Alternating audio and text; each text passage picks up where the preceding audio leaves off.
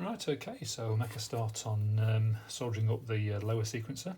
So I've got the PCB board here ready, all ready to go. And the way I'll approach this again is I'll go for soldering the diodes first. So there's a string of diodes here just on the output for the pulse signals, and then there's a diode for each of the relays. So put those down first. These are the lowest level components. Then I think I'll probably put on the back connectors, put on the LEDs, and then we're back in the position where we can start putting relays in.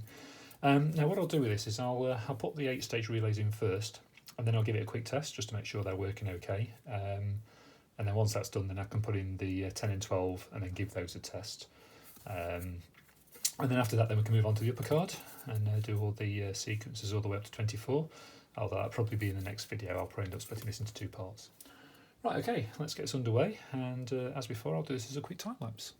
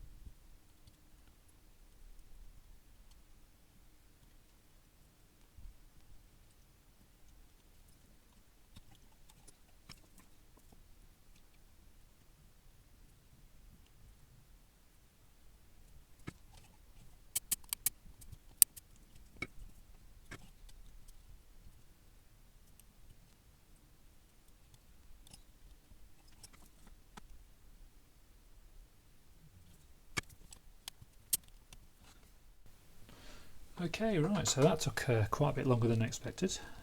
So these LEDs are really fiddly this time. I've made the holes a little bit smaller so that the LEDs will fit in, but they're still a little bit loose, so I've stuck some masking tape on the back of there and push them through. Unfortunately, that does mean you get these little flecks of masking tape, which I'll try and clean up later. Right, what I want to do now though, before I carry on, is just give these LEDs a quick test, just make sure they're all working, and then I can start putting the relays in. So what I'm going to do is just bring over the power supply again. I'm just going to hook the negative up. Now here there isn't actually a power supply in on this card, it actually comes in through these connectors here from the upper card. So I'm going to do is just take a little pinch off one of the back of the diodes here, like that.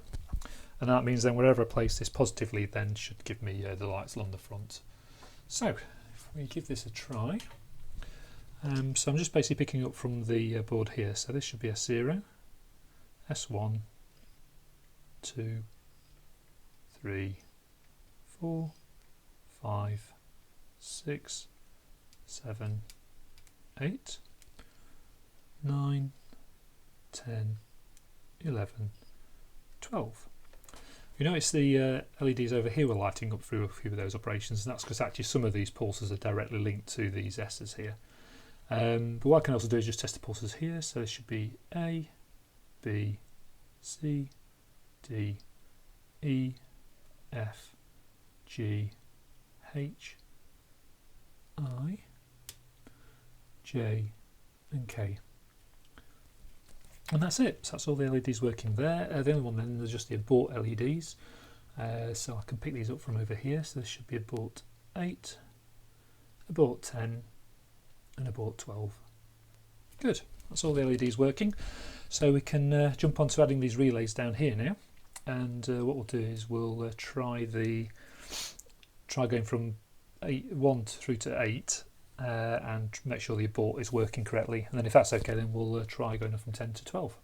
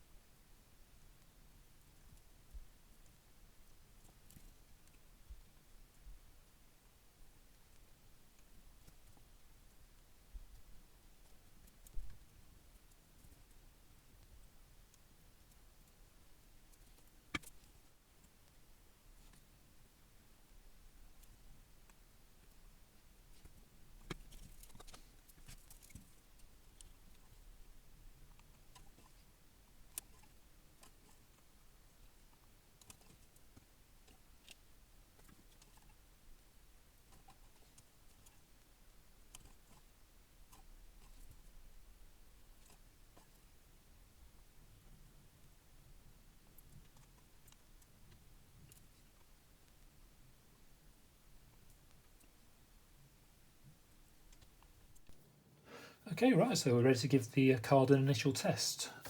So all of the 8-stage finite state machine relays are now in, so ready to give it a test. And now what you might not have seen before is this new test card I've got down here. I mean, effectively it's very similar to what I've been using before, this board, which you've probably seen in previous videos. I just thought while I was ordering a PCB I might as well quickly knock something up to basically replicate what this does. And although I won't be using them in this test, I've basically got the 8-way switches down here that basically connect straight to this bar graph LED display, and then they go out to these connections on the back. And the idea then basically is if I want to drive a data bus or an address bus, I can do that from here, but I can also then see what's on the bus as well when it reads back out again, so that'll make testing registers a lot easier. Also, I've got the 4 switches here. And each of these switches then just connects to the group of 4 connectors in each block, and that just allows me then to tap off connections. And now normally that's actually got a block where I can sort of just stick one of these cables in and then take that connection somewhere over to the board. In this time I'm going to use crocodile clips again. Anyway, power comes in from a power supply over here, and then I've just got some power connectors that just jump over to the board here. Now normally power would come in from the back, so these would be connected into the back, but because this is a 2-card design, the lower one just connects to the X, Y and Z bus, and the upper card then is the one where the power comes in on. So when I've done the upper card, that will basically then send power down to this one. So in terms of buttons, the first one I've connected to the clock signal, which is here, and that'll come down from the upper card. The other place I have connected is the reset, so that's the second pin, and that's the reset button. That comes from the big switch on the front of the computer, which is where you can sort of prime the register and get it started, get the sequence started.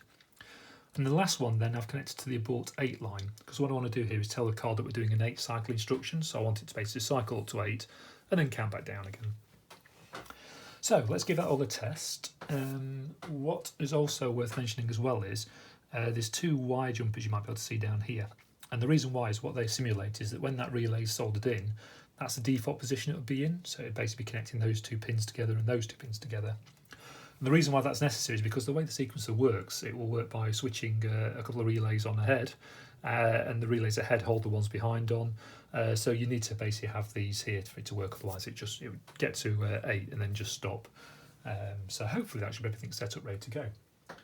So if I switch the power on the power supply, nothing happens here. If I press the clock button repeatedly,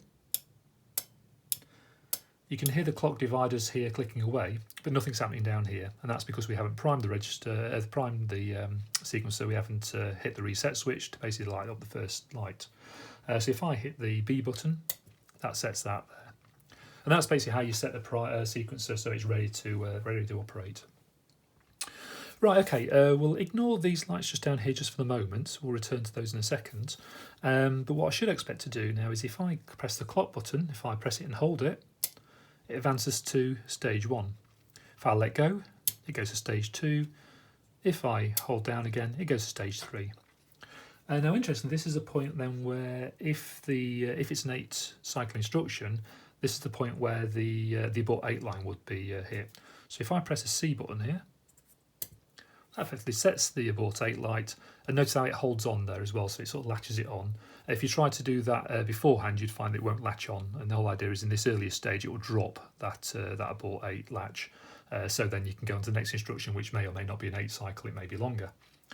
If I let go again now, we go to step 4, press again step 5, let go step 6, press again 7, let go 8. And you notice now that 8 then starts the whole sequence again and lights the first light again, and that's because the abort 8 set there. So if I clock through again, set the abort 8, and we can go around in a circle again.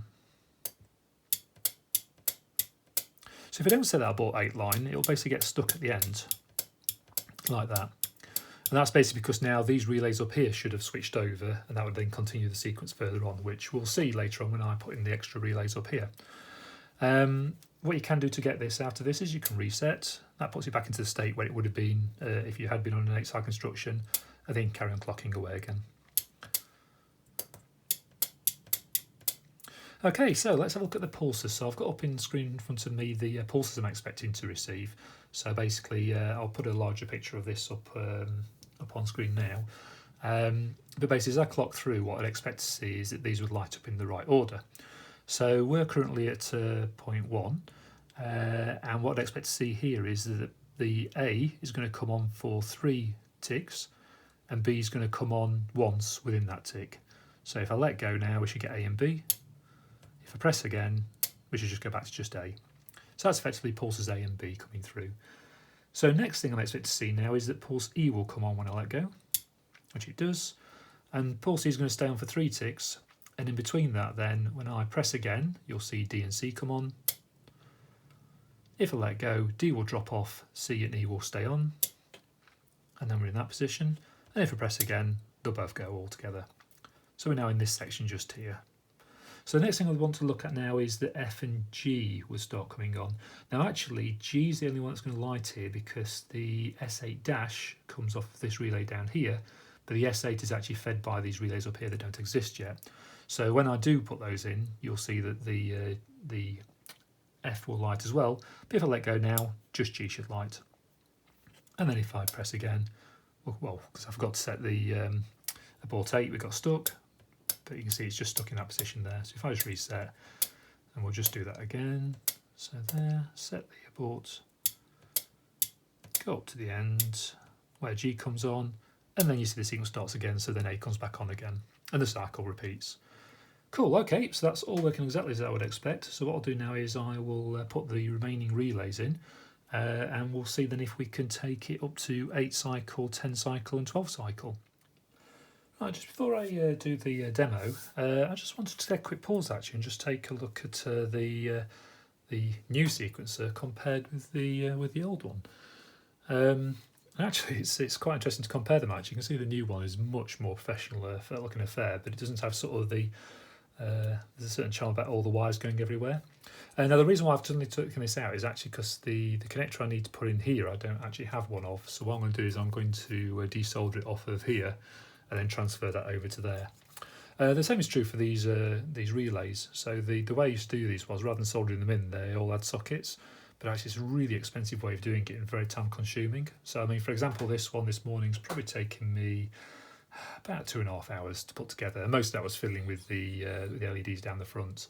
Whereas these ones just take forever. And one of the hardest jobs was doing all the ground rails here. Well, of course, if we look at this one, of course, that's all done by these ground planes. But this was the equivalent on this board. So you can just see the difference in the amount of work required. And in things like the LEDs, any of the ones that had the top had to have this sort of weird wiring around it. Well, of course, with the circuit board, that's much easier to do. So here, all the lines come down here, and the LEDs are much neater as well.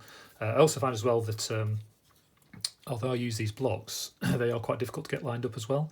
So actually, one nice thing here is that the LEDs do come out a lot more regular by using these drilled holes. Incidentally as well, I've replaced the front board here, the one that had all the masking tape over it. I've just pulled it off gently and then just pushed the other one back over the LEDs. So that's actually come out quite nice result. I might do the same on the existing registers as well, just to tidy them up a little bit. Anyway, so yeah, this will be it for this card. So I mean, it's only really worth me just taking the relays out, and these just pop out of the sockets, so I can reuse these for other cards, which is absolutely great. Otherwise, there's not really much worth saving on this card. Things like these connectors up the back there, they're really cheap. Yeah, the LEDs, yeah, all right, might be nice to keep them, but I doubt I will. I think what I'll probably do is I won't throw the board away, I'll just keep it somewhere safe. Super, all right, so I'm going to quickly desolder these. I won't show that again because this video will be long enough already. So I'll quickly just desolder these, put the socket into there, and then, yeah, we'll give this all the final test.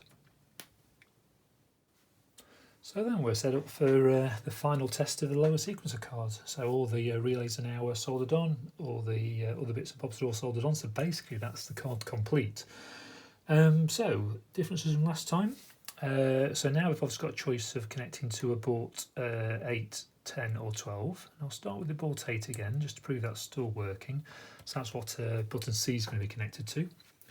The reset switch is still connected to the same place, and the clock is still connected to the same place. But as before, we had to do the wire links over this one. Effectively, this is doing the same. So this is where the upper card, the next relay in turn, would be routing this to reset and what I'm calling Y to not S1. And that's basically then what will allow it to cycle round if we're not going on to beyond 14. Beyond 12. So what you should expect to see is that we can, with the port 8 set, we'll go up to 8 cycles and round. Going to 10, we'll go to 10 and round. Going to 12, we'll go to 12 and round. And then what will happen on the upper card is we'll be able to go to 14 or all the way to 24, again, depending on what we set. Okay, let's try the sequencer first again, as we did last time. So I'm just popping the power on. So we'll prime the sequencer, set the clock going, and then at 0.3 we'll set the abort signal. And then we can go through, and when we get there, it starts over again and starts a sequence. So again, up to 8. Cool, okay, so that's looking good. So now let's try abort 10. So I'm just moving the crocodile clip over to abort 10, just making sure it's not touching anything else. So again, this is not the best way of doing that, but do. Right, okay, so we clock. This time we set for the 10 stage. So now when we click through, gets to 8, carries on going to 9, gets to 10, and then starts the sequence again. So basically now it's going to count to 10. Cool, okay, let's go for port 12. So just in the same way, at stage 3, we make a decision about how long the instruction is going to be. So this time I'm going to say it's going to be a 12 length instruction. And we're expecting it this time to count beyond 8, beyond 10, and end up at 12, and then just stop there. So again, all the way up to 12. And there we go. Now again, if we don't set an abort signal, it'll assume then that it's going to continue on to the upper card. So this is now where it gets stuck, because this is where the relay on the next upper card now will then carry the signal through and continue on to 14 or 24. Again, if I reset, that'll effectively then bring it back to where it needs to be.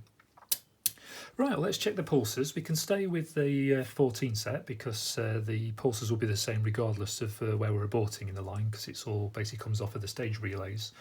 So if we check where we are at the moment, so we're at stage 2, got the chart up here again, and we're expecting to see A and B on at the same time. So another clock, we'll then see that just A is on at this point, and if I now set the abort signal, we're ready to go. So on the next one, we're expecting to see E on, then C and D come on, D goes off, leaving C and E on, and then everything goes off. So that leaves us in this stage here.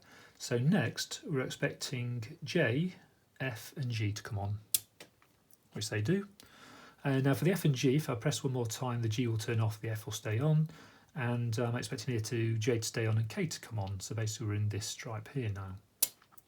So there we go, so F has stayed on, G went off, J has stayed on and K's come on. And again, if I release one more time, K should go off, F should go off, and it should just leave us with J, which it does. Good, and what have we got then? J, and next one's then is H and I coming on. So we should say H and I come on, and then I go off, leaving H on, and the cycle repeats.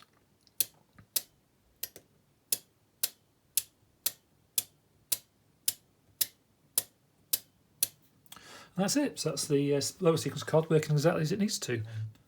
So yeah, so what we could do is sandwich this card onto the upper card, and that'll basically then send the power over to the lower card. But also, because we've already got the 8 cycle instructions wired out here, if I put these 2 cards together, put it back on the computer, it still works as it does today. Now the key thing then will be actually using 10 and 12 cycle instructions, but to do that we'll have to update the controller. Anyway, what I'm going to do is tomorrow I will do the upper card. So again, that's going to be the exact same pattern again.